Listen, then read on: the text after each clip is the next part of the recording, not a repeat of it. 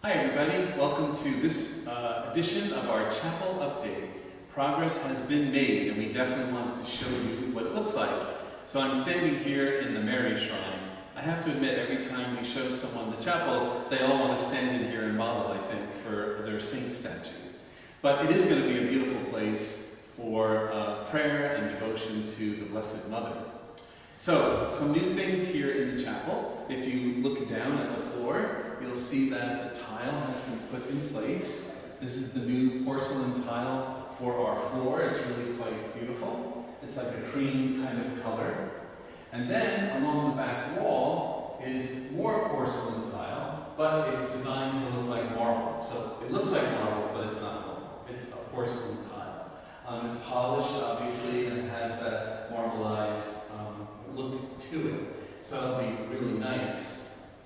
Eventually, in the center hung here will be the crucifix. The crucifix is coming from Italy. It was given to us by a donor, and it's made by the same company that made the statue of Mary that is in our church, the wood-carved statue. It's called Demetz in northern Italy. They're well known there for their artistry and their carvings. So very excited about that. We do have a design in place for the window, and we'll look at that the next time because we'll have like a drawing of what it will look like.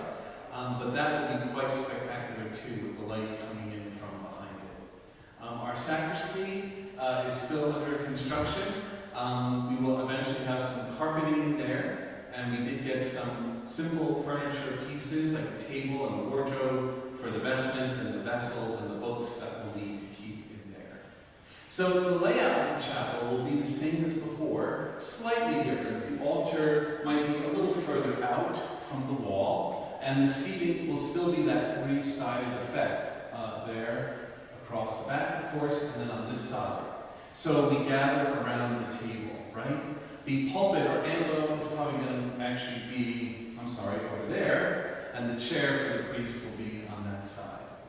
So that's a basic arrangement. Of course, everything is movable, which is great, flexible seating. If we have other events or things in here and we need to push the altar back, move the podium, etc., we can always do all those things. But I think the most important thing to keep in mind with a chapel is that, and the church documents even say that the focus should be the altar, because that's the table where we celebrate the Eucharist. And it's the table that is shared by everyone here. So that will definitely be the case in our chapel. Centrally located, the people gathered around the table. Eventually, and don't ask me when, please, but eventually, when it's all complete, we will have a blessing of the new chapel. And there'll be a prayer that's used at that, which I'd like to read some of it today, because I think it does help us focus on certainly the spiritual dimensions of what's going on here, as well as the physical.